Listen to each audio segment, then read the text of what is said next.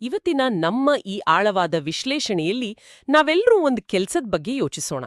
ಅಂದ್ರೆ ಆ ಕೆಲ್ಸ ಹೇಗಿರುತ್ತೆ ಅಂದ್ರೆ, ಮಾಡೋವಾಗ ಒಂದು ಸಣ್ಣ ತಪ್ಪು, ಕೇವಲ 1 ಮಿಲಿಮೀಟರ್ ಲೆಕ್ಕಾಚಾರ ತಪ್ಪಿದ್ರೂ ಸಾಕು, ಕೆಲ್ಸ ಹೋಗೋದಿಲ್ಲ, ಬದಲಾಗಿ ಜೀವಾನೇ ಹೋಗ್ಬಿಡತ್ತೆ.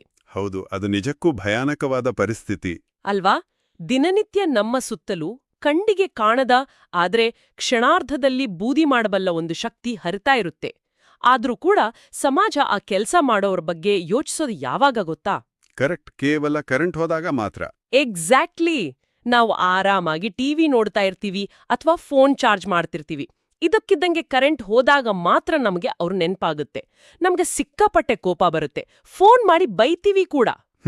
ಅದು ನಮ್ಮ ಸಹಜವಾದ ಪ್ರತಿಕ್ರಿಯೆ ಆಗಿಬಿಟ್ಟಿದೆ. ಹೌದು. ಆದ್ರೆ ಆ ದಟ್ಟ ಕತ್ತಲಿಯಲ್ಲಿ, ಭೀಕರ ಬಿರುಗಾಳಿಯ ನಡುವೆ ನಮ್ಮ ಮನೆಗೆ ಆ ಬೆಳಕನ್ನು ಮರಳಿ ತಂದುಕೊಟ್ಟವ್ರು ಯಾರು, ಅವರು ಯಾವ ಪರಿಸ್ಥಿತಿಯಲ್ಲಿ ಕೆಲಸ ಮಾಡ್ತಿದ್ದಾರೆ ಅನ್ನೋದು ಅನೇಕ ಬಾರಿ ನಮ್ಮ ಗಮನಕ್ಕೆ ಬರೋದೇ ಇಲ್ಲ. ಖಂಡಿತ ಇಲ್ಲ. ನಾವು ಆ ಕತ್ತಲಿಯಿಂದ ಹೊರಬರೋ ಬಗ್ಗೆ ಮಾತ್ರ ಯೋಚಿಸ್ತೀವಿ. ಮತ್ತೆ ನಮ್ಮೆಲ್ಲರ ಮನೆಗಳಿಗೆ ಬೆಳಕು ನೀಡುವ ಅವರ ಸಮರ್ಪಣಾ ಭಾವನೆಯ ಹೇಗೆ ಅಕ್ಷರಗಳಲ್ಲಿ ಕಟ್ಟಿಕೊಟ್ಟಿದ್ದಾರೆ ಅನ್ನೋದನ್ನ ನಾವು ಇವತ್ತು ಬಿಡಿಸಿ ನೋಡ್ಲಿತ್ತೀವಿ. ಈ ಕವನನ್ನು ಓದುವಾಗ ನನಗೆ ಹೊಳೆದ ಮೊದಲನೇ ವಿಷಯ ಏನಂದ್ರೆ, ಮನೋವಿಜ್ಞಾನದಲ್ಲಿ ನಾವು ಇನ್ವಿಸಿಬಲ್ ಇನ್ಫ್ರಾಸ್ಟ್ರಕ್ಚರ್ ಅಥವಾ ಅದೃಶ್ಯ ಮೂಲ ಸೌಕರ್ಯ ಅಂತ ಕರೆಯುವ ಒಂದು ಪರಿಕಲ್ಪನೆ ಇದೆ. ಓ, ಅದೃಶ್ಯ ಮೂಲ ಸೌಕರ್ಯ ಅಂದ್ರೆ ಕಣ್ಣಿಗೆ ಕಾಣಿಸ್ದೇ ಇರೋದು ಅಂತನಾ? ಹಾ, ಅಂದ್ರೆ ನಮ್ಮ ಮೆದುಳು ಹೇಗ್ ಡಿಸೈನ್ ಆಗಿದೆ ಅಂದ್ರೆ, ಪ್ರತಿದಿನ ಸರಿಯಾಗಿ ಕೆಲಸ ಮಾಡುವ ಯಾವುದೇ ವ್ಯವಸ್ಥೆ ಇದ್ರೂ ಅದನ್ನದು ನಿರ್ಲಕ್ಷ್ಯ ಮಾಡುತ್ತೆ. 100ಕ್ಕೆ 99 ದಿನ ಕರೆಂಟ್ ಇದ್ದಾಗ ನಾವು ಆ ವ್ಯವಸ್ಥೆ ಕಟ್ಟಿದವರ ಬಗ್ಗೆ ಒಂದು ಕ್ಷಣ ಕೂಡ ಯೋಚಿಸಲ್ಲ. ನಿಜ, ನಮಗದು ಅಭ್ಯಾಸ ಆಗ್ಬಿಟ್ಟಿದೆ. ಹೌದು. ಆದರೆ ಆ ಒಂದು ದಿನ ವ್ಯವಸ್ಥೆ ಕುಸಿದಾಗ ಮಾತ್ರ ನಮ್ಮ ಗಮನ ಅತ್ತ ಹರಿಯುತ್ತೆ. ಈ ಕವನ ಇದೆಯಲ್ಲ, ಇದು ಆ ಅದೃಶ್ಯ ನಾಯಕರನ್ನ ಮತ್ತೆ ದೃಶ್ಯಮಾನವಾಗಿಸುವ, ಅಂದ್ರೆ ನಮ್ಮ ಕಣ್ಣಿಗೆ ಕಾಣುವಂತೆ ಮಾಡುವ ಒಂದು ಪ್ರಬಲವಾದ ಪ್ರಯತ್ನ ಅಂತ ಹೇಳ್ಬೋದು. ಖಂಡಿತ. ಆದ್ರೆ ಆ ಪ್ರಯತ್ನ ಶುರುವಾಗೋದೇ ಒಂದು ನಾಟಕೀಯ ಹಿನ್ನೆಲೆಯಿಂದ. ಕವನದ ಆರಂಭದ ಸಾಲುಗಳನ್ನ ನಾವು ನೋಡಿದ್ರೆ, ಕತ್ತಲಾದ ರಾತ್ರಿಯಲ್ಲಿ ಬೆಳಕಾಗಿ ಬರುವನು, ಗಾಳಿ ಬಂತು ಮಳೆ ಬಂತು ಹೆದರದೆ ಸಾಗುವನು, ಕತ್ತಲನ್ನು ಓಡಿಸಿ ಬೆಳಕನ್ನು ಹಂಚುವನು ಅಂತ ಇದೆ. ಹೌದು, ಪ್ರಕೃತಿಯ ವಿಕೋಪದ ಚಿತ್ರಣ ತುಂಬಾನೇ ಎಫೆಕ್ಟಿವ್ ಆಗಿದೆ ಇಲ್ಲಿ. ಅದೇ, ಕವನವು ಲೈನ್ಮ್ಯಾನನ್ನ ನೇರವಾಗಿ ಪರಿಚಯಿಸುವ ಮುನ್ನ ಆ ಕತ್ತಲೆ ಮತ್ತೆ ಪ್ರಕೃತಿಯ ವಿಕೋಪದ ಹಿನ್ನೆಲೆನ ಸೃಷ್ಟಿ ಮಾಡುತ್ತೆ. ನನಗಿದು ಹೇಗೆ ಅನ್ಸತ್ತೆ ಅಂದ್ರೆ, ಸಮುದ್ರದಲ್ಲಿ ಭೀಕರ ಬಿರುಗಾಳಿಗೆ ಸಿಲುಕಿದ ಹಡಗಿಗೆ ದೂರದಲ್ಲಿ ಕಾಣುವ ಲೈಟ್ ಹೌಸ್ ಅಥವಾ ದಾರಿದೀಪ ಹೇಗೆ ಒಂದು ಭರವಸೆ ನೀಡುತ್ತೋ, ಹಾಗೆ ಈ ದಟ್ಟ ಕತ್ತಲೆಯಲ್ಲಿ ಲೈನ್ಮೆನ್ ನಮಗೆ ಭರವಸೆ ಆಗ್ತಾನೆ. ಲೈಟ್ ಹೌಸ್ ಹೋಲಿಕೆ ಚೆನ್ನಾಗಿದೆ. ಆದ್ರೆ ನನಗೊಂದು ಪ್ರಶ್ನೆ ಇದೆ ಇಲ್ಲಿ. ಕವನ ಕೇವಲ ಈ ಭೌತಿಕ ಕತ್ತಲೆಯ ಬಗ್ಗೆ ಮಾತ್ರ ಮಾತಾಡ್ತಿದೆಯಾ, ಅಥವಾ ವಿದ್ಯುತ್ತಿಲ್ಲದಾಗ ಆಧುನಿಕ ಮನುಷ್ಯ ಅನುಭವಿಸುವ ಆ ಅಸಹಾಯಕತೆ ಇದೆಯಲ್ಲ, ಇಡೀ ಪ್ರಪಂಚದಿಂದ ಕನೆಕ್ಷನ್ ಕಡಿದುಕೊಂಡಂತಹ ಕತ್ತಲೆ, ಅದನ್ನ ಆತ ಉಡಿಸ್ತಿದ್ದಾನೆ ಅಂತ ಹೇಳ್ತಿದ್ಯಾ? ಹೌದು, ಇದು ಬಹಳ ಮುಖ್ಯವಾದ ಪಾಯಿಂಟ್. ಲೈಟ್ ಹೌಸ್ ಹೋಲಿಕೆ ಚೆನ್ನಾಗಿದ್ರೂ ಒಂದು ಸಣ್ಣ ವ್ಯತ್ಯಾಸ ಇದೆ. ಲೈಟ್ ಹೌಸ್ ಬಿರುಗಾಳಿಯಲ್ಲಿ ಒಂದೇ ಕಡೆ ಭದ್ರವಾಗಿ ನಿಂತಿರುತ್ತೆ, ಅದು ಹಡಗಿನ ಹತ್ರ ಬರೋದಿಲ್ಲ.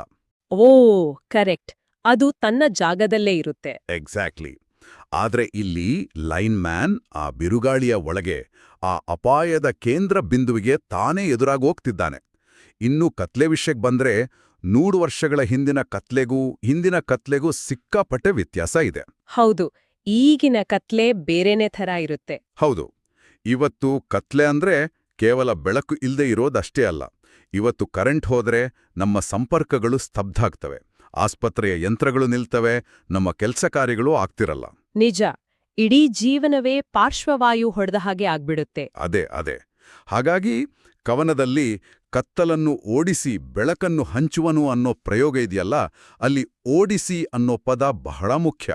ಕತ್ಲೆಯನ್ನ ಒಂದು ರೋಗದಂತೆ ಅಥವಾ ನಮ್ಮನ್ನ ಆವರಿಸ್ತಿರುವ ಅಭದ್ರತೆಯ ಶತ್ರುವಿನಂತೆ ಕಂಡು ಆತ ಅದನ್ನ ಹಿಮ್ಮೆಟ್ಟಿಸ್ತಿದ್ದಾನೆ. ಅಂದ್ರೆ ಅದು ಕೇವಲ ಒಂದು ಸ್ವಿಚ್ ಹಾಕುವ ಅಥವಾ ವೈರ್ ಜೋಡಿಸುವ ಕೆಲಸ ತಾನೆ? ಅದನ್ನೇಕೆ ನಾವು ಯುದ್ಧದ ರೀತಿ ಬಿಂಬಿಸಬೇಕು? ಖಂಡಿತ, ಅದು ಕೇವಲ ವೈರ್ ಜೋಡಿಸುವ ಕೆಲಸ ಅಲ್ಲ. ಈಗ ನೋಡಿ, ಪ್ರಕೃತಿ ತನ್ನ ಉಗ್ರ ರೂಪ ತೋರುತ್ತಿರುವಾಗ ನಾವೆಲ್ಲರೂ ಮನೆಯ ಬೆಚ್ಚಗಿನ ಮೂಲೆಯಲ್ಲಿ ಸೇರ್ಕೊಂಡಿರ್ತೀವಿ. ಹೌದು, ಮಳೆ ಬಂದ್ರೆ ನಾವು ಆಚೆನೆ ಹೋಗಲ್ಲ. ಅದೇ ಮಳೆಗಾಳಿಯಲ್ಲಿ ಒಬ್ಬ ವ್ಯಕ್ತಿ ಹೊರಗೆ ನಿಂತು ಆ ಚಳಿಯಲ್ಲಿ ಮರ ಏರಿ ಅಥವಾ ಜಾರುವ ವಿದ್ಯುತ್ ಕಂಬ ಏರಿ ಕೆಲಸ ಮಾಡಬೇಕು. ಆತ ಕೇವಲ ತಾಂತ್ರಿಕ ದೋಷವನ್ನ ಸರಿಪಡಿಸ್ತಿಲ್ಲ. ಅಂದ್ರೆ ಆತ ಅದಕ್ಕಿಂತ ದೊಡ್ಡ ಕೆಲಸ ಮಾಡ್ತಿದ್ದಾನೆ ಅಂತನಾ? ಹೌದು, ಆತ ಪ್ರಕೃತಿಯ ಅರಾಜಕತೆಯ ವಿರುದ್ಧ ಹೋರಾಡಿ ಮಾನವ ನಿರ್ಮಿತ ವ್ಯವಸ್ಥೆಯನ್ನ ಮತ್ತೆ ಟ್ರ್ಯಾಕ್ ಮೇಲೆ ತರ್ತಿದ್ದಾನೆ. ಆತ ತರ್ತಿರುವ ಬೆಳಕು ಕೇವಲ ವಿದ್ಯುತ್ತಲ್ಲ, ಅದು ನೆಮ್ಮದಿ, ಸಂತೋಷ ಮತ್ತೆ ನಮ್ಮ ಬದುಕು ಮುಂದುವರಿಯುವ ಸಂಕೇತ. ಓಕೆ, ಹಾಗಾದ್ರೆ ಈ ಕಾವ್ಯಾತ್ಮಕ ಕಲ್ಪನೆಯಿಂದ ಸ್ವಲ್ಪ ವಾಸ್ತವದ ಕಡೆಗೆ ಬರೋಣ. ಆ ಬೆಳಕನ್ನು ತರಲು ಅವರು ಎದುರಿಸುವ ಭೌತಿಕ ವಾಸ್ತವದ ಬಗ್ಗೆ ಕವನ ಬಹಳ ನೇರವಾಗಿ ಮಾತಾಡುತ್ತೆ. ಎತ್ತರದ ಕಂಬದ ಮೇಲೆ ಜೀವವನ್ನೇ ಪಣಕ್ಕಿಟ್ಟು ಹಗಲಿರುಳು ದುಡಿಯುವನು, ಬಿಸಿಲಾದರೂ ಮಳೆಯಾದರೂ ಹಿಂದೆ ಸರಿಯದ ವೀರ ಅನ್ನೋ ಸಾಲುಗಳಿವೆ. ಈ ಸಾಲುಗಳು ನಿಜಕ್ಕೂ ಪವರ್ಫುಲ್. ಹೌದು, ಆದ್ರೆ ನನಗಿಲ್ಲಿ ಸ್ವಲ್ಪ ಅಚ್ಚರಿ ಎನ್ಸೋದು ವೀರ ಅಥವಾ ಹೀರೋ ಅನ್ನೋ ಪದ ಬಳಕೆ.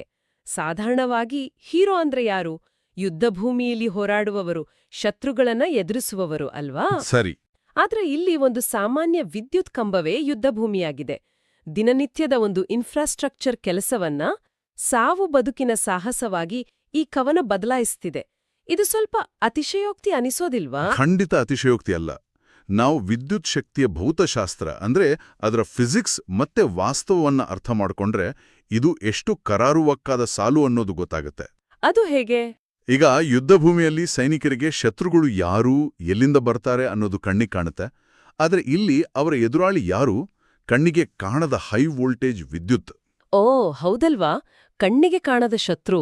ಹೌದು, 11,000 ವೋಲ್ಟ್ ಅಂದ್ರೆ 11 ಕೆವಿ ವಿದ್ಯುತ್ ತಂತಿಗಳ ನಡುವೆ ಕೆಲಸ ಮಾಡೋದು ಅಂದ್ರೆ ಪ್ರತಿ ಸೆಕೆಂಡ್ ಕೂಡ ಸಾವು ಬದುಕಿನ ರೇಖೆ ಮೇಲೆ ನಡೆದ ಹಾಗೆ. ಮಳೆ ಆಗ್ತಿರುವಾಗ ನೀರು ಕೂಡ ವಿದ್ಯುತ್ ವಾಹಕವಾಗಿ ಅಂದ್ರೆ ಕಂಡಕ್ಟರ್ ಆಗಿ ಕೆಲಸ ಮಾಡುತ್ತೆ. ಅಬ್ಬಾ, ಅಂದ್ರೆ ಅವ್ರು ಹಾಕೊಂಡಿರೋ ಸೇಫ್ಟಿ ಉಪಕರಣಗಳು ಕೂಡ. ಎಕ್ಸಾಕ್ಟ್ಲಿ, ಅವು ಒದ್ದೆ ಆದಾಗ ತಮ್ಮ ಕೆಪಾಸಿಟಿ ಕಳ್ಕೊಳ್ಬೋದು. ಇಂಥ ಪರಿಸ್ಥಿತಿಯಲ್ಲಿ ಒಂದು ಸಣ್ಣ ಆರ್ಕ್ ಫ್ಲಾಶ್ ಆದ್ರೆ ಸಾಕು, ಮನುಷ್ಯ ಕ್ಷಣಾರ್ಥದಲ್ಲಿ ಭಸ್ಮ ಆಗ್ತಾನೆ. ಮೈ ಗಾಡ್! ಅಂದ್ರೆ ಕಣ್ಣಿಗೆ ಕಾಣದ ಶತ್ರು, ಕತ್ತಿ ಹಿಡಿದ ಶತ್ರುವಿನ ದಾಳಿಯನ್ನ ಅಂತ ಊಹಿಸಿ ತಪ್ಪಿಸ್ಕೊಳ್ಬೋದು.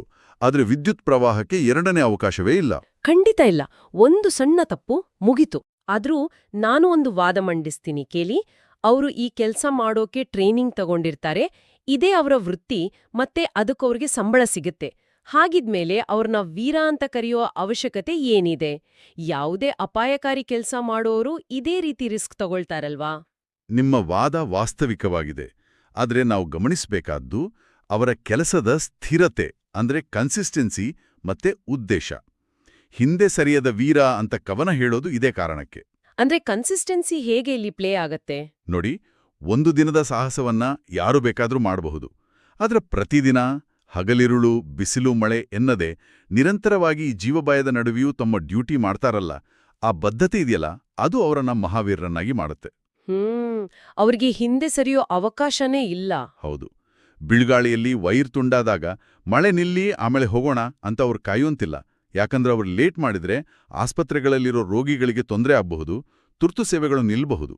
ಅಂದ್ರೆ ಅವರ ಆ ಒಂದು ಹೆಜ್ಜೆಯ ಮೇಲೆ ಇಡೀ ಸಮಾಜದ ಉಳಿವು ಡಿಪೆಂಡ್ ಆಗಿದೆ ಅಂತ.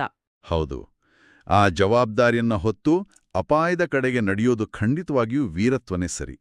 ಆ ಪಾಯಿಂಟ್ ಒಪ್ಕೊಳ್ಳೇಬೇಕು. ಆಸ್ಪತ್ರೆ ಉದಾಹರಣೆ ಕೊಟ್ಟಾಗ ನಿಜಕ್ಕೂ ಇದ್ರ ಗಂಭೀರತೆ ನಮ್ಗೆ ಅರ್ಥ ಆಗುತ್ತೆ. ಆ ಕಂಬದ ಮೇಲಿರುವ ಲೈನ್ಮ್ಯಾನ್ಗೂ ಐಸಿಯುನಲ್ಲಿರೋ ರೋಗಿಯ ಉಸಿರಾಟಕ್ಕೂ ನೇರವಾದ ಲಿಂಕ್ ಇದೆ. ಖಂಡಿತ ಇದೆ. ಈ ಕಠಿಣ ವಾಸ್ತವವನ್ನ ಕಟ್ಟಿಕೊಟ್ಟ ನಂತರ ಕವನ ಒಂದು ಹೆಜ್ಜೆ ಮುಂದೆ ಹೋಗಿ ಒಂದು ಭಾವನಾತ್ಮಕ ಮಜಲನ್ನ ಮುಟ್ಟುತ್ತೆ. ಕೇವಲ ಸಂಬಳಕ್ಕಾಗಿ ದುಡಿಯೋ ಕಾರ್ಮಿಕರನ್ನಾಗಿ ಅವರನ್ನ ನೋಡದೆ ಕವನ ಅವರನ್ನ ದೈವಿಕ ಮಟ್ಟಕ್ಕೆ ಏರಿಸುತ್ತೆ. ಆ ಸಾಲುಗಳು ತುಂಬಾ ಅದ್ಭುತವಾಗಿವೆ. ಹೌದು ನೋಡಿ, ಜನರ ಮನೆ ಬೆಳಗಿಸುವ ದೇವರ ರೂಪ ನೀನು, ಪ್ರತಿ ಮನೆಯ ನಗುಗಾಗಿ ಶ್ರಮವನ್ನು ನೀಡುವನು, ನಿನ್ನ ಸೇವೆಗೆ ಕೋಟಿ ಕೋಟಿ ವಂದನೆಗಳು, ಬೆಳಕಿನ ದಾರಿಯ ದೀಪ ನೀನು. ಇದನ್ನ ಓದಿದಾಗ ನನ್ಗೆ ಗ್ರೀಕ್ ಪುರಾಣದ ಪ್ರೊಮಿಥಿಯಸ್ ನೆನಪಾದ. ಆತ ದೇವರುಗಳಿಂದ ಬೆಂಕಿನ್ ಕದ್ದು ತಂದು ಮನುಷ್ಯರಿಗೆ ಕೊಡ್ತಾನೆ. ಆ ಬೆಂಕಿಯಿಂದಲೇ ಮಾನವ ನಾಗರಿಕತೆ ಶುರುವಾಗತ್ತೆ, ಕತ್ತಲೆ ದೂರವಾಗತ್ತೆ. ಆಧುನಿಕ ಜಗತ್ತಿನಲ್ಲಿ ಲೈನ್ಮ್ಯಾನ್ ಕೂಡ ಅದೇ ಪ್ರೊಮಿಥಿಯಸ್ನಂತೆ ವಿದ್ಯುತ್ತನ್ನೋ ಬೆಳಕನ್ನ ತರ್ತಿದ್ದಾನೆ. ವಾಹ್, ಬಹಳ ಅದ್ಭುತವಾದ ಹೋಲಿಕೆ ಇದು. ಪ್ರೊಮಿಥಿಯಸ್ ಕೇವಲ ಬೆಂಕಿಯನ್ನ ತರಲಿಲ್ಲ, ಆತ ಮನುಷ್ಯರಿಗೆ ಬದುಕುವ ಭರವಸೆಯನ್ನ ತಂದ. ಹೌದು, ಅದೇ ಭರವಸೆ. ಅದೇ ರೀತಿ ಲೈನ್ಮೆನ್ ಕೂಡ ನಮ್ಮ ಮನೆಗೆ ಕರೆಂಟ್ ತಂದಾಗ ಆ ಸ್ವಿಚ್ ಹಾಕಿದ ತಕ್ಷಣ ಬರುವ ಬೆಳಕು ಕೇವಲ ಭೌತಿಕ ಬೆಳಕಲ್ಲ, ಅದು ನೆಮ್ಮದಿಯ ಬೆಳಕು. ಆದ್ರೆ ಕವನದಲ್ಲಿ ದೇವರ ರೂಪ ನೀನು ಅಂತ ಹೇಳಿರೋ ಬಗ್ಗೆ ನಿಮ್ಮ ಅನಿಸಿಕೆ ಏನು? ಒಬ್ಬ ಕಾರ್ಮಿಕನನ್ನ ಏಕಾಏಕಿ ದೇವರ ಸ್ಥಾನದಲ್ಲಿ ಕೂರಿಸೋದು ಕವಿಯ ಅತಿಯಾದ ಭಾವನಾತ್ಮಕತೆ ಅನಿಸೋದಿಲ್ವಾ? ನಾನು ಅದೇ ಪ್ರಶ್ನೆನೇ ನಿಮ್ಗೆ ಕೇಳಬೇಕು ಅನ್ಕೊಂಡಿದ್ದೆ. ನಾನಿಲ್ಲಿ ಸ್ವಲ್ಪ ಡೆವಿಲ್ಸ್ ಅಡ್ವೊಕೇಟ್ ಆಗಿ ಮಾತಾಡ್ತೀನಿ. ನಾವೊಬ್ಬ ಸಾಮಾನ್ಯ ಕಾರ್ಮಿಕನನ್ನ, ಬಹಳ ಕಷ್ಟಪಟ್ಟು ಅಪಾಯಕಾರಿ ಕೆಲ್ಸ ಮಾಡೋವನನ್ನ ನೀನು ದೇವರ ರೂಪ, ನೀನು ಮಹಾವೀರ ಅಂತ ಕರೆದ ತಕ್ಷಣ ವಾಸ್ತವದಲ್ಲಿ ನಾವು ಅವರ ಸಮಸ್ಯೆಗಳನ್ನ ಮುಚ್ಚಿಡ್ತಿದೇವಾ? ಅಂದ್ರೆ ಯಾವ ರೀತಿ? ಅಂದ್ರೆ, ನೀನು ದೇವರು, ಹಾಗಾಗಿ ನಿನಗೆ ಒಳ್ಳೆ ಸಂಬಳ ಬೇಕಿಲ್ಲ, ಸೇಫ್ಟಿ ಉಪಕರಣಗಳು ಬೇಕಿಲ್ಲ, ನೀನು ಬಿಸಿಲು ಮಳೆ ಎನ್ನದೆ ಕಷ್ಟಪಡಬೇಕು ಅಂತ ಸಮಾಜ ತನ್ನ ಜವಾಬ್ದಾರಿಯಿಂದ ನುಣುಚ್ಕೊಳ್ಳೋಕೆ ಬಳಸೋ ಒಂದು ತಂತ್ರನ ಈ ರೊಮ್ಯಾಂಟಿಸಿಸಂ. ಅವರನ್ನ ಮನುಷ್ಯರಾಗಿ, ಶ್ರಮಿಕರಾಗಿ ನೋಡಿ ಅವರ ಹಕ್ಕುಗಳನ್ನ ಕೊಡೋದು ಬಿಟ್ಟು ದೇವ್ರನ್ನಾಗಿ ಮಾಡೋದು ಎಷ್ಟು ಸರಿ? ಇದೊಂದು ಅತ್ಯಂತ ಸೂಕ್ಷ್ಮವಾದ ಮತ್ತೆ ಅವಶ್ಯಕವಾದ ಪ್ರಶ್ನೆ. ಯಾವುದೇ ಶ್ರಮಿಕ ವರ್ಗವನ್ನ ಅತಿಯಾಗಿ ವೈಭವೀಕರಿಸಿ ಅವರ ಮೂಲಭೂತ ಸೌಕರ್ಯಗಳನ್ನು ಕಡೆಗಣಿಸೋದು ಖಂಡಿತ ತಪ್ಪು. ಹೌದು, ಅದು ಎಕ್ಸ್ಪ್ಲಾಯ್ಟೇಷನ್ ಆಗುತ್ತೆ. ಆದರೆ ಈ ಕವನದ ಉದ್ದೇಶ ಶೋಷಣೆಯನ್ನ ಸಮರ್ಥಿಸೋದಲ್ಲ. ಈ ಕವನ ಹುಟ್ತಿರೋದು ಒಂದು ಆಳವಾದ ಕೃತಜ್ಞತಾ ಭಾವದಿಂದ. ಕವನದಲ್ಲಿ ಬರುವ ಪ್ರತಿ ಮನೆಯ ನಗುಗಾಗಿ ಶ್ರಮವನ್ನು ನೀಡುವನು ಅನ್ನೋ ಸಾಲನ್ನ ನೀವು ಗಮನಿಸಿ. ಲೈನ್ಮನ್ನ ಅಂತಿಮ ಪ್ರತಿಫಲ ಬರೀ ಆ ತಿಂಗಳ ಸಂಬಳ ಅಲ್ಲ ಅನ್ನೋದನ್ನ ಕವಿ ಇಲ್ಲಿ ಹೇಳ್ತಿದ್ದಾನೆ. ಆತ ಒಂದು ಕಂಬ ಏರಿ ರಿಪೇರ್ ಮಾಡಿದಾಗ ಆ ಮನೆಯಲ್ಲಿ ಬರುವ ಬೆಳಕು, ಆ ಬೆಳಕನ್ನ ನೋಡಿ ಅಲ್ಲಿರುವ ಮಕ್ಕಳ, ಹಿರಿಯರ ಮುಖದಲ್ಲಿ ಮೂಡುವ ನಗು ಇದೆಯಲ್ಲ, ಆ ನಗುವಿಗೆ ಯಾವುದೇ ಆರ್ಥಿಕ ಮೌಲ್ಯ ಕಟ್ಟೋಕಾಗಲ್ಲ. ಓ, ಅಂದ್ರೆ ಅವರ ಕೆಲಸದ ಮೌಲ್ಯವನ್ನ ಕೇವಲ ಹಣದ ಚೌಕಟ್ಟಿನಲ್ಲಿ ಅಳಿಯೋಕೆ ಸಾಧ್ಯವಿಲ್ಲ ಅಂತ ಹೇಳ್ತಿದ್ದೀರಾ? ಹೌದು, ಎಕ್ಸಾಕ್ಟ್ಲಿ. ಸಮಾಜದಲ್ಲಿ ಒಂದು ಸಂಪ್ರದಾಯ ಇದೆ. ಯಾರು ನಮಗೆ ಆಪತ್ಕಾಲದಲ್ಲಿ ಸಹಾಯ ಮಾಡ್ತಾರೋ, ಯಾರು ನಮ್ಮ ಬದುಕಿನ ಕತ್ತಲೆಯನ್ನ ದೂರ ಮಾಡ್ತಾರೋ ಅವರನ್ನ ನಾವು ಭಗವಂತನಿಗೆ ಸಮಾನವಾಗಿ ನೋಡ್ತೀವಿ. ಅನ್ನದಾತ ದೇವೋಭವ ಅಂತ ರೈತನಿಗೆ ಹೇಳೋ ಹಾಗೆ ಇದು ಬೆಳಕು ನೀಡುವನು ದೇವೋಭವ ಎನ್ನುವಷ್ಟರ ಮಟ್ಟಿಗೆ ಬೆಳೆದಿದೆ. ಹೌದು, ಅದು ನಮ್ಮ ಸಂಸ್ಕೃತಿಯಲ್ಲೇ ಇದೆ. ಸಮಾಜ ಇಂತಹ ಅತಿ ಮುಖ್ಯ ಕಾರ್ಮಿಕರನ್ನ ದೇವರ ರೂಪದಲ್ಲಿ ಕಾಣೋದು ಅವರ ಕಷ್ಟಗಳನ್ನ ಮರೆಮಾಚಲಿಕ್ಕಲ್ಲ, ಬದಲಾಗಿ ಆ ಶ್ರಮದ ಹಿಂದಿರುವ ನಿಸ್ವಾರ್ಥತೆಗೆ ನಾವು ತಲೆಬಾಗ್ತಿದ್ದೀವಿ ಅಂತ ತೋರ್ಸೋಕೆ. ಹಣ, ಸಂಬಳ, ಸೌಲಭ್ಯಗಳು ಇವೆಲ್ಲ ವ್ಯವಸ್ಥೆ ನೀಡಬೇಕಾದದ್ದು. ಆದರೆ ಗೌರವ, ಕೃತಜ್ಞತೆ ಮತ್ತೆ ಪ್ರೀತಿ ಇದು ಸಮಾಜ ನೀಡಬೇಕಾದದ್ದು. ನಿಜಕ್ಕೂ ಇದು ಬಹಳ ಸ್ಪಷ್ಟವಾದ ವಿವರಣೆ. ಆ ನಿಟ್ಟಿನಲ್ಲಿ ನಿನ್ನ ಸೇವೆಗೆ ಕೋಟಿ ಕೋಟಿ ವಂದನೆಗಳು ಅನ್ನೋದು ಪ್ರತಿಯೊಬ್ಬ ನಾಗರಿಕನ ಅಂತರಾಳದ ಧ್ವನಿಯಾಗಿದೆ. ಅದು ನಿಜಕ್ಕೂ ಒಂದು ಬ್ಯಾಲೆನ್ಸ್ಡ್ ಆದ ವಿಶ್ಲೇಷಣೆ. ವ್ಯವಸ್ಥೆಯ ಕರ್ತವ್ಯ ಬೇರೆ, ಸಮಾಜದ ಕೃತಜ್ಞತೆ ಬೇರೆ, ಇವೆರಡನ್ನೂ ನಾವು ಮಿಕ್ಸ್ ಮಾಡಬಾರ್ದು. ಪದ್ಯದ ಕೊನೆಯಲ್ಲಿ ಜನರ ಮುಖದ ನಗುಗಾಗಿ ದುಡಿಯುವ ಮಹಾವೀರ, ಕತ್ತಲಿನ ಮಧ್ಯೆ ಆಶಯ ಬೆಳಕಾಗುವನು, ಲೈನ್ಮ್ಯಾನ್ ಇಂದೆಂದಿಗೂ ಜನರ ಮನಗೆಲ್ಲುವನು ಅಂತ ಹೇಳಲಾಗಿದೆ. ಇಲ್ಲಿ ಮಹಾವೀರ ಅನ್ನೋ ಪದ ಕೇವಲ ಆತನ ಫಿಸಿಕಲ್ ಸ್ಟ್ರೆಂತ್ ಅಥವಾ ದೈಹಿಕ ಬಲವನ್ನ ಸೂಚಿಸ್ತಿಲ್ಲ, ಬದಲಾಗಿ ಆತನ ಹೃದಯದ ವೈಶಾಲ್ಯತೆಯನ್ನು, ಆತನ ಉದ್ದೇಶದ ಶುದ್ಧತೆಯನ್ನು ಸೂಚಿಸ್ತಿದೆ ಅಂತ ನನಗನಿಸುತ್ತೆ. ಜನರ ಮನಗೆಲ್ಲೋದು ಅಂದ್ರೆ ಕೇವಲ ಒಂದು ಕೆಲಸವನ್ನ ಮುಗಿಸೋಗೋದಲ್ಲ, ಆ ಕೆಲಸದ ಮೂಲಕ ಜನರ ಹೃದಯದಲ್ಲಿ ಶಾಶ್ವತವಾದ ಒಂದು ಸ್ಥಾನವನ್ನ ಭದ್ರಪಡಿಸ್ಕೊಳ್ಳೋದು. ಖಂಡಿತ. ಮತ್ತೆ ಈ ಗೌರವ ಗಳಿಸೋದು ಅಷ್ಟು ಸುಲಭವಲ್ಲ. ನಾವು ಗಮನಿಸಬೇಕಾದ ಮತ್ತೊಂದು ಕುತೂಹಲಕಾರಿ ಅಂಶ ಅಂದ್ರೆ ಅವರ ವೃತ್ತಿಯ ಏಕಾಂಗಿತನ ಅಥವಾ ಒಂಟಿತನ. ಅಂದ್ರೆ ಅವರು ಒಬ್ಬಂಟಿಯಾಗಿ ಕೆಲಸ ಮಾಡೋದ್ರ ಬಗ್ಗೆನಾ? ಹೌದು. ಆ ಮಳೆಯಲ್ಲಿ, ಆ ಕತ್ತಲಲ್ಲಿ, ಎತ್ತರದ ಕಂಬದ ತುದಿಯಲ್ಲಿ ಆತ ಸಂಪೂರ್ಣ ಒಂಟಿಯಾಗಿರ್ತಾನೆ. ಕೆಳಗೆ ನೂರಾರು ಜನ ಕರೆಂಟ್ ಯಾವಾಗ ಬರುತ್ತೆ ಅಂತ ಕಾಯ್ತಿರ್ಬೋದು. ಆದರೆ ಆ ಮೇಲಿನ ಅಪಾಯವನ್ನ ಎದುರಿಸುವಾಗ, ಆ 11 ಕೆವಿ ತಂತಿಗಳನ್ನ ಜೋಡಿಸುವಾಗ ಆತನೇ ಆಸರೆ. ಅದು ಕೇಯೋಕೆ ಒಂಥರ ಭಯ ಆಗುತ್ತೆ. ಆ ಒಂಟಿತನದಲ್ಲಿಯೇ ಆತ ಇಡೀ ಸಮಾಜವನ್ನ ಮತ್ತೆ ಸಂಪರ್ಕಕ್ಕೆ ತರುವ, ಬೆಸೆಯುವ ಕಾರ್ಯ ಮಾಡ್ತಿದ್ದಾನೆ. ಈ ವಿರೋಧಾಭಾಸವೇ ಕವನವನ್ನ ಇಷ್ಟು ಸುಂದರವಾಗಿಸಿದೆ. ಒಬ್ಬನೇ ನಿಂತು ಎಲ್ಲರಿಗೂ ಬೆಳಕು ಹಂಚುವ ಆ ಪರಿ ನಿಜಕ್ಕೂ ಅದ್ಭುತವಾದದ್ದು. ಆ ಏಕಾಂಗಿ ಹೋರಾಟದ ಚಿತ್ರಣವನ್ನ ಕಲ್ಪಿಸ್ಕೊಂಡ್ರೆ ಮೈ ಜುಮ್ಮನ್ನುತ್ತೆ. ಹಾಗಾದ್ರೆ ಈ ಸಂಪೂರ್ಣ ಚರ್ಚೆಯನ್ನ ನಾವು ಒಂದು ಲಾಜಿಕಲ್ ಎಂಡ್ಗೆ ತರೋದಾದ್ರೆ, ನಾವು ಈ ಚರ್ಚೆಯನ್ನ ಶುರು ಮಾಡಿದ್ದು ದಟ್ಟವಾದ ಕತ್ತಲೆ ಮತ್ತೆ ಬಿರುಗಾಳಿಯ ಹಿನ್ನೆಲೆಯಿಂದ. ಹೌದು. ಕೇವಲ ಒಂದು ಸ್ವಿಚ್ ಹಾಕಿದ್ರೆ ಬರುವ ಬೆಳಕಿನ ಹಿಂದೆ ಇರುವ ಆ ಅದೃಶ್ಯ ಮೂಲಸೌಕರ್ಯದ ಬಗ್ಗೆ ಮಾತಾಡಿದ್ಲಿ. ಅಲ್ಲಿಂದ ಆ ಬಿರುಗಾಳಿಯನ್ನ ಲೆಕ್ಕಿಸದೆ ಕಂಬ ಏರಿ ಕಣ್ಣಿಗೆ ಕಾಣದ ವಿದ್ಯುತ್ ಅನ್ನೋ ಶತ್ರುವಿನೊಡನೆ ಸೆಣಸಾಡ್ತಾ ಮಳೆಯ ನೀರು ತರುವ ಹೆಚ್ಚುವರಿ ಅಪಾಯಗಳನ್ನ ಎದುರಿಸುವ ದೈನಂದಿನ ಸಾಹಸದ ವಾಸ್ತವವನ್ನ ನೋಡಿದ್ವಿ. ಕರೆಕ್ಟ್. ಅಂತಿಮವಾಗಿ ಇದು ಕೇವಲ ಒಂದು ಭೌತಿಕ ಕೆಲಸವಾಗಿ, ಸಂಬಳದ ದುಡಿಮೆಯಾಗಿ ಉಳಿಲಿಲ್ಲ. ಪ್ರತಿ ಮನೆಯ ನಗುವಿಗೆ ಕಾರಣರಾಗ್ತಾ ಆಧುನಿಕ ಜಗತ್ತಿನ ಪ್ರೊಮೀಥಿಯಸ್ನಂತೆ ನಮ್ಮೆಲ್ಲರ ಪಾಲಿನ ದೇವರ ರೂಪವಾಗಿ ಬೆಳೆಯುವ ಲೈನ್ಮನ್ನ ಭಾವನಾತ್ಮಕ ಪಯಣವನ್ನ ಈ ಕವನದ ಮೂಲಕ ನಾವು ಅರ್ಥ ಮಾಡ್ಕೊಂಡ್ವಿ. ಹೌದು. ಮತ್ತೆ ಈ ತಿಳುವಳಿಕೆ ನಮ್ಮ ದೈನಂದಿನ ಬದುಕಿಗೆ ಬಹಳ ರಿಲೆವೆಂಟ್ ಆಗಿದೆ. ಮನೆಯಲ್ಲಿ ಲೈಟ್ ಸ್ವಿಚ್ ಹಾಕಿದಾಗೆಲ್ಲ ಅಥವಾ ಎಲ್ಲೋ ರಸ್ತೆಯಲ್ಲಿ ಹೋಗ್ತಿರುವಾಗ ಮಳೆ ಬಿಸಿಲಿನಲ್ಲಿ ಕಂಬದ ಮೇಲೆ ನಿಂತು ಕೆಲಸ ಮಾಡ್ತಿರೋರ್ನ ನೋಡಿದಾಗೆಲ್ಲ ನಮ್ಮ ದೃಷ್ಟಿಕೋನ ಈಗ ಬದಲಾಗಬೇಕು. ಖಂಡಿತ ಬದಲಾಗಬೇಕು. ಕೇವಲ ವಿದ್ಯುತ್ ಇಲಾಖೆಯ ಒಬ್ಬ ಸಾಮಾನ್ಯ ಕೆಲಸಗಾರನನ್ನ ಅಲ್ಲಿ ನೋಡದೆ ಈ ಕವನದಲ್ಲಿ ಹೇಳಿರೋ ಆ ಬೆಳಕಿನ ದೀಪವನ್ನ, ನಮ್ಮೆಲ್ಲರ ನೆಮ್ಮದಿಗಾಗಿ ಹಗಲಿರುಳು ಶ್ರಮಿಸುತ್ತಿರುವ ಆ ಜೀವವನ್ನ ಮತ್ತೆ ಅವರ ಹಿಂದಿನ ಅಪಾರ ತ್ಯಾಗವನ್ನ ಸಮಾಜ ನೆನಪಿಸ್ಕೊಳ್ಬೇಕು. ಆ ಒಂದು ಕ್ಷಣದ ಕೃತಜ್ಞತೆ ಇದೆಯಲ್ಲ, ಅದು ಅವರಿಗೆ ನಾವು ನೀಡಬಹುದಾದ ಅತ್ಯಂತ ದೊಡ್ಡ ಗೌರವ. ಖಂಡಿತ ಆ ಕೃತಜ್ಞತಾ ಭಾವ ಪ್ರತಿಯೊಬ್ಬರಲ್ಲೂ ಮೂಡಬೇಕಾದದು ತುಂಬಾ ಅವಶ್ಯಕ.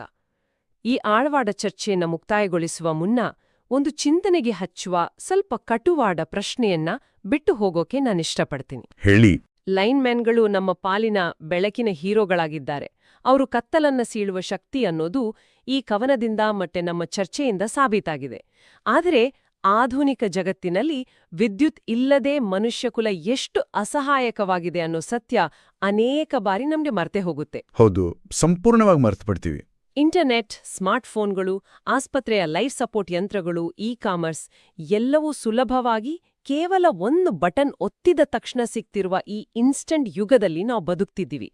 ಎಲ್ಲವೂ ಮಾಯೆಯಂತೆ ತಕ್ಷಣವೇ ಸಿಗ್ತಿರುವ ಈ ತಂತ್ರಜ್ಞಾನದ ಮೇಲಿನ ನಮ್ಮ ಸಂಪೂರ್ಣ ಅವಲಂಬನೆ ಇದೆಯಲ್ಲ, ಇದು ನಮ್ಮನ್ನ ಕಾಯುವ, ಈ ವ್ಯವಸ್ಥೆಯನ್ನ ರಕ್ಷಿಸುವ ರಕ್ತಮಾಂಸದ ಮನುಷ್ಯರನ್ನ ನಾವು ಬಹಳ ಸುಲಭವಾಗಿ ಮರೆಯುವಂತೆ ಮಾಡಿದೆಯಾ?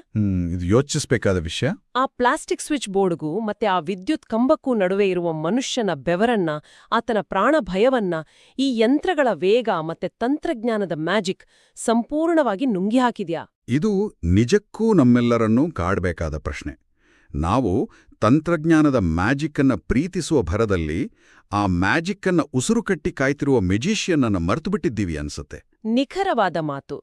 ಆ ತಂತ್ರಜ್ಞಾನದ ಭ್ರಮೆಯಿಂದ ಹೊರಬಂದು ನಮ್ಮ ಸುತ್ತಲಿನ ಈ ಅದೃಶ್ಯ ನಾಯಕರ ಬಗ್ಗೆ, ಕತ್ತಲನ್ನ ಓಡಿಸಿ ಬೆಳಕನ್ನ ಹಂಚುವ ಈ ಶ್ರಮಿಕರ ಬಗ್ಗೆ ಪ್ರತಿಯೊಬ್ಬರೂ ಹೊಸದಾಗಿ ಯೋಚಿಸಬೇಕಾದ ಸಮಯ ಇದು. ಇದು ಕೇವಲ ಒಂದು ಕವನದ ವಿಶ್ಲೇಷಣೆಯಲ್ಲ, ನಮ್ಮದೇ ಕೃತಜ್ಞತೆ ಇಲ್ಲದ ಮನಸ್ಥಿತಿಯ ವಿಶ್ಲೇಷಣೆ ಕೂಡ ಹೌದು.